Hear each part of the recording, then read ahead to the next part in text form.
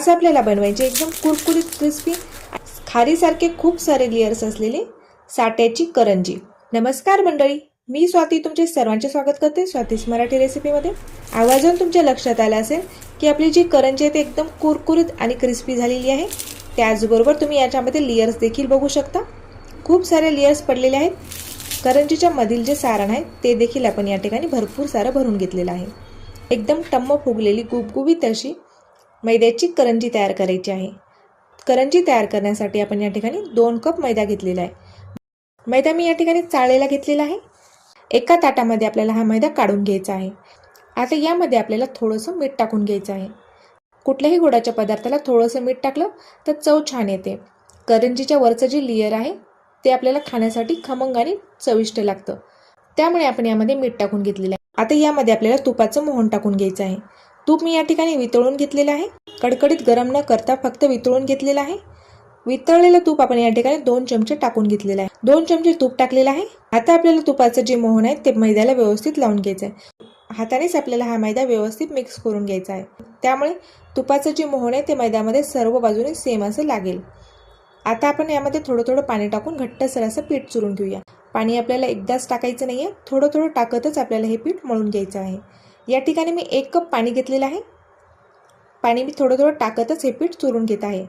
बघू शकता तुम्ही, पीठ मळण्यासाठी मला थोडासा जोर द्यावा लागत आहे। एवढं घट्ट आपल्याला हे पीठ तयार करायचं आहे।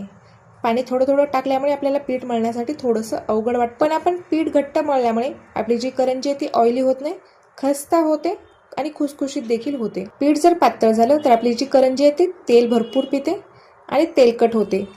हे पीठ मळण्यासाठी मला या ठिकाणी अर्धा कप पाणी लागलेलं आहे। 2 कप मैदा चुरण्यासाठी आपल्याला या ठिकाणी अर्धा कप पाणी लागलेलं आहे। पाण्याचं प्रमाण 1-2 चमचे कमी जास्त होऊ शकतं। यावरती आपल्याला एक झाकण ठेवायचं आहे आणि याला रेस्ट करण्यासाठी साईडला ठेवायचं आहे। तर अर्ध्या घंट्यासाठी आपल्याला याला रेस्ट करण्यासाठी ठेवायचं आहे। तोपर्यंत आपल्याला या ठिकाणी करंजीसाठी लागणारे जे सारण आहे ते सारण तयार करून घ्यायचं आहे। या ठिकाणी मी बदामचे काही काप घेतलेले आहेत, त्याचबरोबर काजूचे देखील काप घेतलेले आहेत। 10 ते 12 आपण काजू आणि 10 ते 12 आपण बदाम घेतलेले आहेत। त्याचबरोबर 2 मोठे चमचे मी या ठिकाणी मनुका घेतलेला आहे। 1 कप आपण या ठिकाणी किसलेलं खोबरं घेतलेलं आहे। 1 चमचा आपण या ठिकाणी खसखस घेतलेली आहे। त्याचबरोबर मी या ठिकाणी 2 चमचे रवा घेतलेला आहे आणि अर्धा कप आपण या ठिकाणी साखर घेतलेली आहे। मिक्सरला आपल्याला ही साखर बारीक करून घ्यायची आहे। साखर सोबत आपल्याला वेलची देखील बारीक करून घ्यायची आहे। साखर सोबत वेलची लवकर बारीक होते, त्याचबरोबर त्याचं जे फ्लेवर आहे ते देखील टिकून राहतं, त्यासाठी आपल्याला साखरेसोबतच ही वेलची बारीक करून घ्यायची। आता आपल्याला ही साखर बारीक करून घ्यायची आहे। अशा पद्धतीने मी ही साखर बारीक करून घेतलेली आहे। आता आपल्याला करंजीचं सारण तयार करून घ्यायचं आहे। करंजीचं सारण तयार करण्यासाठी आपण गॅसवरती कढई ठेवलेली आहे। कढईमध्ये आपण 1 चमचा तूप टाकलेला आहे। तुपावरती आता आपल्याला खसखस भाजून घ्यायची आहे। तुपामध्ये मी आता खसखस टाकून घेत आहे। अर्धा ते 1 मिनिट मी ही खसखस तुपावरती छान परतून घेतलेली आहे। आता यामध्ये आपल्याला काजू, बदाम आणि मनुका टाकून घ्यायचे आहेत। काजू आणि बदाम मी याचे तुकडे करून घेतलेले आहेत। आता तुपावरती आपल्याला काजू, बदाम आणि मनुका देखील परतून घ्यायचे आहेत। काजू आणि बदाम याचा रंग चेंज होईपर्यंत आपल्याला हे परतून घ्यायचे आहेत। काजू आणि बदाम आपले छान कुरकुरीत झालेले आहेत। आता यामध्ये आपल्याला 2 चमचे रवा देखील भाजून घ्यायचा आहे। रव्याचं प्रमाण कमी असल्यामुळे रवा लगेच भाजतो, त्यासाठी मी या ठिकाणी काजू आणि बदाम सोबतच रव्याला भाजून घेणार आहे। तर रवा जर तुम्हाला जास्त घ्यायचा असेल तर तुम्ही हे रवा सेपरेट भाजून घ्या। प्रत्येक साहित्य तुम्हाला सेपरेट भाजून घ्यायचे आहे। या ठिकाणी रव्याची क्वांटिटी कमी आहे, म्हणून मी याला बदाम आणि काजू सोबतच भाजून घेत आहे। तूप देखील आपण टाकलेला आहे, त्यामुळे आपला जो रवा आहे तो करपणार नाही। तर आता तुपावरती आपल्याला हा रवा देखील परतून घ्यायचा आहे। 1-2 मिनिट आपण हा रवा छान परतून घेतलेला आहे। रवा देखील आपण खमंग आणि खरपूस असा भाजून घेतलेला आहे। आता आपल्याला हे सर्व साहित्य काढून घ्यायचे आहे आणि आता आपल्याला सर्वात शेवटी यामध्ये खोबरं भाजून घ्यायचं आहे। आपल्याला छान खरपूस असं भाजून घ्यायचं आहे, त्यामुळे आपली जी करंजी आहे ती खमंग आणि चविष्ट लागते, त्याचबरोबर जास्त दिवस टिकते देखील। खोबरं आपलं छान भाजल्यामुळे खोबऱ्याला बुरशी येत नाही, खोबरं आपलं खवट देखील होत नाही। खोबरं देखील मी छान रंग बदलेपर्यंत खरपूस असं भाजून घेतलेलं आहे। हातावरती सहजच चुरल्या जाईल एवढं आपण हे भाजलेलं आहे। तर अशा पद्धतीने आता आपण खोबरं देखील भाजून घेतलेलं आहे। हे खोबरं देखील आपल्याला एका भांड्यामध्ये काढून घ्यायचं आहे आणि खोबऱ्याला आपल्याला थंड होऊ द्यायचं आहे। खोबरं आपलं थंड झाल्याच्या नंतरच आपल्याला यामध्ये साखर टाकायची आहे। एका भांड्यामध्ये मी खोबऱ्याचा किस काढून घेतलेला आहे। पिठाला लावण्यासाठी आपल्याला या ठिकाणी एक साठा तयार करून घ्यायचा आहे। मी या ठिकाणी तूप जे आहे ते थोडंसं वितळून घेतलेलं आहे। थोडंसं वितळून घेतलेलं आपण तूप घेतलेलं आहे. 2 चमचे आपल्याला या ठिकाणी तूप घ्यायचं आहे. त्यामध्ये आता आपल्याला 1 चमचा कॉर्नफ्लॉवर टाकायचा आहे. कॉर्नफ्लॉवर लावल्यामुळे आपली जी करंजी आहे ती एकदम खुसखुशीत आणि खस्ता होते. त्याचबरोबर आता आपल्याला या ठिकाणी 1 चमचा मैदा टाकून घ्यायचा आहे. मैदा टाकून आपल्याला हा साठा तयार करून घ्यायचा आहे. मैद्याच्या ऐवजी तुम्ही या ठिकाणी तांदळाचं पीठ देखील टाकू शकता. एका भांड्यामध्ये मी खोबऱ्याचा किस काढून घेतलेला आहे. जे तळलेले साहित्य आहेत, काजू, बदाम, मनुका, ते देखील मी यामध्ये टाकून घेतलेले आहेत. आता यामध्ये आपल्याला साखर टाकून घ्यायची आहे. साखर मी या ठिकाणी बारीक करून घेतलेली आहे. तुम्हाला जर वाटत असेल की हे मिश्रण खूपच सुकं आहे तर तुम्ही यामध्ये अर्धा चमचा तूप टाकू शकता. हातानेच आपल्याला हे मिश्रण आता छान मिक्स करून घ्यायचं आहे. यामधील जे खोबरं आहे ते आपल्याला चुरून घ्यायचं आहे. अशा पद्धतीने हे मिश्रण छान मिक्स करून घेतलेलं आहे. करंजीचं सारण जे आहे ते तयार झालेलं आहे. आपल्या खोबऱ्याचा जो साठा आहे तो एकदम खमंग आणि चविष्ट असा तयार झालेला आहे. आता एक अर्धा घंटा झालेला आहे आणि आपलं जे पीठ आहे ते छान मुरलेलं आहे. या पिठाला आपल्याला परत एकदा मळून घ्यायचं आहे आणि याचे आपल्याला 4 भाग तयार करून घ्यायचे आहेत. अशा पद्धतीने मी या पिठाचा एक रोल तयार करून घेतलेला आहे. आता आपल्याला याला 4 भागामध्ये कट करून घ्यायचं आहे. सेम आकाराचे आपल्याला याचे 4 भाग करायचे आहेत. अशा पद्धतीने मी याचे 4 भाग कट करून घेतलेले आहेत. आता आपल्याला याची एक लाटी लाटण्यासाठी घ्यायची आहे. बाकीच्या ज्या लाट्या आहेत त्या आपल्याला एका भांड्यामध्ये झाकून ठेवायच्या आहेत. आता आपल्याला पिठाची एक लाटी लाटून घ्यायची आहे. जशी आपण पोळी लाटतो तसंच आपल्याला हे पातळ असं लाटून घ्यायचं आहे. तुपाचा, तेलाचा किंवा मैद्याचा वापर न करता मी ही पोळी लाटून घेणार आहे. पोळी जर लाटताना चिटकत असेल तर तुम्ही मैद्याचा वापर करू शकता. जेवढी शक्य होईल तेवढी आपल्याला ही पातळ लाटायची आहे. जेवढी पोळी आपण ही पातळ लाटली तेवढ्या आपल्या खारीसारख्या एकदम पातळ लेयर करंजीला पडतात. तर या ठिकाणी आता आपण एकच पोळी लाटलेली आहे. सेम याच पद्धतीने मी बाकीच्या 3 पोळ्या देखील लाटून घेणार आहे. जेवढं शक्य होईल तेवढे आपल्याला पातळ लाटून घ्यायचे आहेत. बाकीच्या 3 पोळ्या मी या ठिकाणी लाटून ठेवलेल्या आहेत. आता आपल्याला या ठिकाणी साठा लावून घ्यायचा आहे. शेवटची पोळी पोळीपाटावरती आहे, त्याला आपल्याला साठा लावून घ्यायचा आहे. साठा आपल्याला सर्व बाजूने सेम असा लावून घ्यायचा आहे. हाताने आपल्याला हा साठा व्यवस्थित लावता येतो. हातानेच आपल्याला हा साठा लावून घ्यायचा आहे. तुम्हाला जर ब्रशनं लावायचा असेल तर तुम्ही ब्रशनं देखील लावू शकता. पहिल्या पोळीला मी या ठिकाणी साठा लावून घेतलेला आहे. त्यावरती आता आपल्याला दुसरी पोळी ठेवून घ्यायची आहे. दुसऱ्या पोळीला देखील आता आपल्याला साठा लावून घ्यायचा आहे आणि त्यावरती आता आपल्याला तिसरी पोळी ठेवून घ्यायची आहे. तिसऱ्या पोळीला देखील आता आपण या ठिकाणी साठा लावून घेतलेला आहे. त्यावरती आता आपल्याला चौथी पोळी ठेवून घ्यायची आहे आणि शेवटी आपल्याला चौथ्या पोळीला देखील साठा लावून घ्यायचा आहे. सेम आपल्याला 4ही पोळ्याला साठा लावून एकावरती एक ठेवून घ्यायचे आहेत. अशा पद्धतीने आता आपण सेम प्रोसेस करून या 4ही पोळ्या तयार करून घेतलेल्या आहेत. 4ही पोळ्याला साठा लावून घेतलेला आहे. आता आपल्याला या पोळ्याचा रोल तयार करून घ्यायचा आहे. जेवढा टाईट तयार करता येईल तेवढा टाईट आपल्याला हा रोल तयार करून घ्यायचा आहे.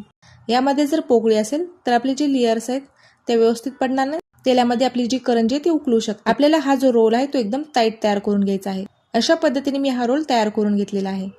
या रोलला आता आपल्याला हातानेच परत एकदा पोळीपाटावरती फिरून घ्यायचा आहे. यामध्ये जर पोकळी असेल तर ती व्यवस्थित बंद होईल. अशा पद्धतीने आता मी हा एक रोल तयार करून घेतलेला आहे. पराठे तयार करतो तीच पद्धत आपल्याला या ठिकाणी करंजीसाठी वापरायची आहे. या पोळ्यांचा जो चिटकवलेला भाग आहे तो आपल्याला खालच्या बाजूला ठेवायचा आहे. जो प्लेन भाग आहे तो आपल्याला वरच्या बाजूने येऊ द्यायचा आहे. मध्यभागी आपल्याला हा रोल कट करायचा आहे आणि याचे 2 भाग करायचे आहेत. तर तुम्ही बघू शकता अशा पद्धतीने मी याला कट करून घेतलेला आहे. मध्यभागी आपण कट करत याचे 2 भाग करून घेतलेले आहेत. मध्यभागी कट करून आपण 2 भाग केलेले आहेत याचे. तुम्ही बघू शकता याच्या लेयर्स किती सुंदर पडलेले आहेत. खूप मस्त याचे लेयर्स पडलेले आहेत. पराठा आपण याच पद्धतीने करतो तीच पद्धत आपण या ठिकाणी वापरलेली आहे.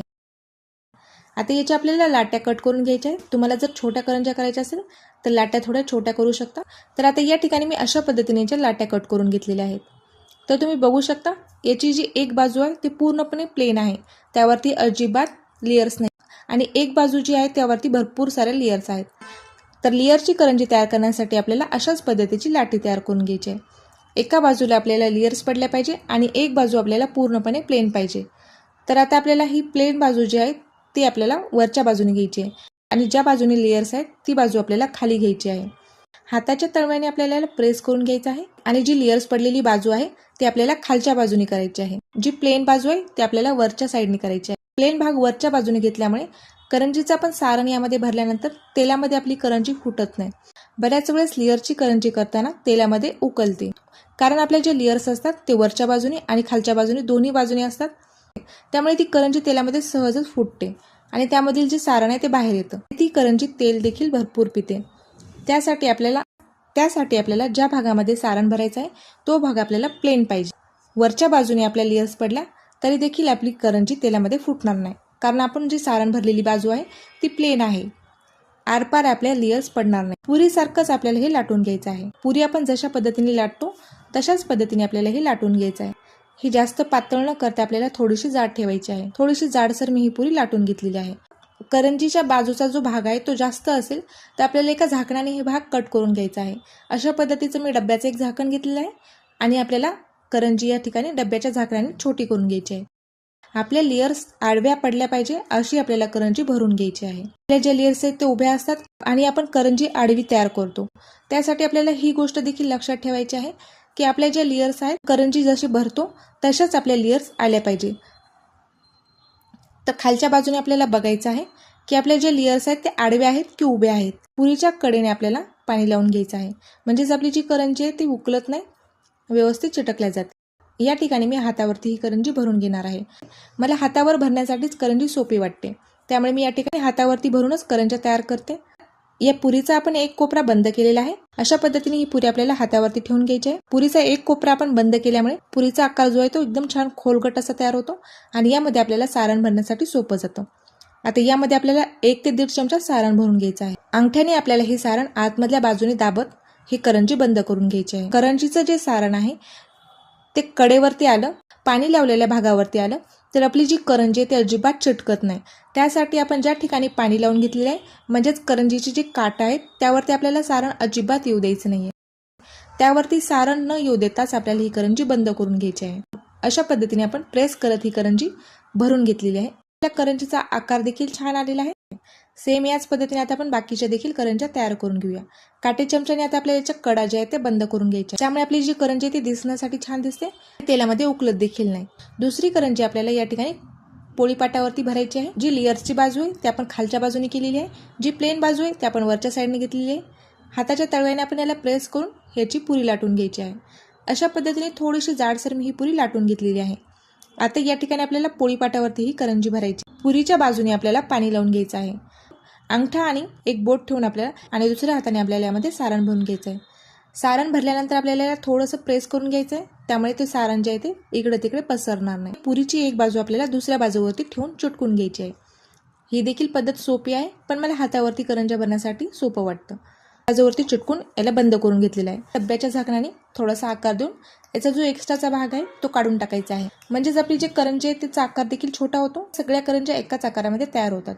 ना आपल्याला कुठल्या साच्याची गरज आहे. कुठल्याही करंजीचा साचा न वापरता आपण या ठिकाणी डब्याच्या झाकणाने देखील या करंज्या सुंदर तयार करू शकतो. आता डब्याच्या झाकणाने मी याला प्रेस करून याचा जो एक्स्ट्राचा भाग आहे तो काढून घेतलेला आहे आणि याला देखील आपल्याला काटे चमच्याने प्रेस करून घ्यायचा आहे. सर्व करंज्याला आपल्याला अशाच पद्धतीने दाबून घ्यायचं आहे. अंगठ्याने आपल्याला अशा पद्धतीने डिझाईन तयार करून घ्यायचे. अंगठ्याने आपल्याला खालच्या बाजूने प्रेस करत याच्या अशा पद्धतीने डिझाईन तयार करायचे.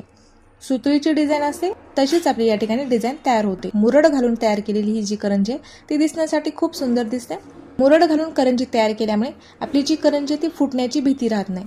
आपली जी करंजी ते तेलामध्ये फुटत नाही, यामधील जे सारण आहे ते बाहेर येत नाही. मुरडची करंजी तयार झालेली आहे. जेव्हा तुम्हाला जर वाटत असेल की आपलं जे सारण आहे ते आपण पाणी लावलेल्या भागावरती आलेलं आहे किंवा आपली जी करंजी आहे ती चिटकत नाहीये, तर तुम्ही अशा पद्धतीने मुरड घालून करंजी तयार करून घ्या.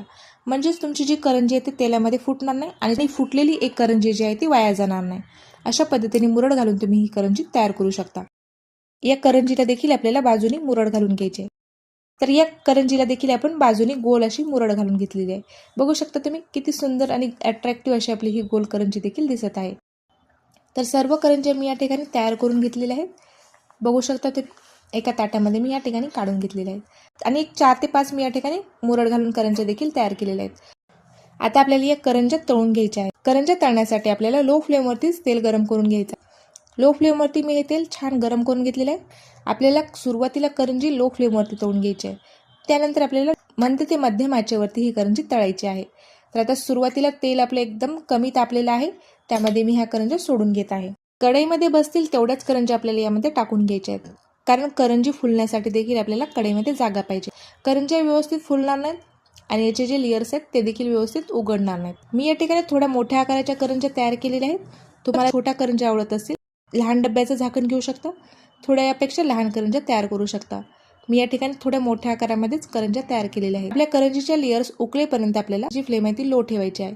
करंजीच्या पूर्ण लेयर्स उघडल्यानंतर आपल्याला मीडियम ते मध्यम आचेवरती नंतर आपल्याला ही करंजी तळून घ्यायची आहे। त्यामुळे आपली जी करंजी आहे ती ऑइली होत नाही।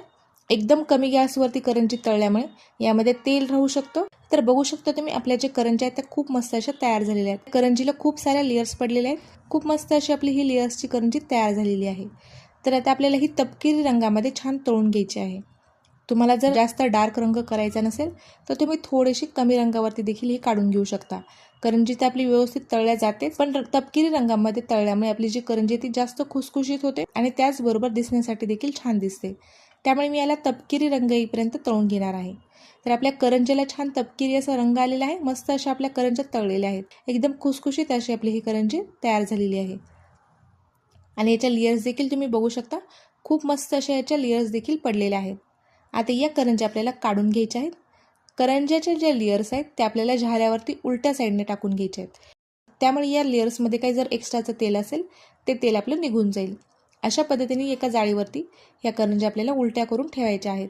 तर यामध्ये शक्यतो तेल राहतच नाही, तरी देखील आपण जाळीवरती याला उलटं ठेवून घेतलेलं आहे। तर सर्व करंज्या आपल्याला सेम याच पद्धतीने तळून घ्यायच्या आहेत। खूप मस्त अशा लेयर आलेल्या आहेत आपल्या करंज्याला। एक ना एक करंजी आपली छान लेयरची तयार झालेली आहे। प्रत्येक करंजीला खूप मस्त अशा लेयर पडलेल्या आहेत। एकदम खुसखुशीत आणि खमंग अशी आपली ही लेयर्सची किंवा साट्याची करंजी तयार झालेली आहे। मी या ठिकाणी तुम्हाला एक करंजी तोडून देखील दाखवणार आहे। आवाज ऐकू शकता तुम्ही। एकदम खुसखुशीत आणि खस्त अशी आपली ही करंजी तयार झालेली आहे। खारीसारखं एकदम पातळ अशा लेयर यामध्ये पडलेल्या आहेत आणि सारण देखील खूप मस्त असं भरलेलं आहे। यामध्ये खुसखुशीत खमंग आणि खूप साऱ्या लेयर्स असलेली आपली जी साट्याची करंजी आहे ती तयार झालेली आहे। तर तुम्हाला आजचा हा व्हिडिओ कसा वाटला ते मला कमेंट करून कळवा। व्हिडिओ जर आवडला असेल तर व्हिडिओला लाईक करा। चॅनलवरती नवीन असेल, चॅनलला सबस्क्राईब केलं नसेल तर प्लीज चॅनलला सबस्क्राईब करा। भेटूया तशाच एका छानशा रेसिपीसोबत। तोपर्यंत धन्यवाद।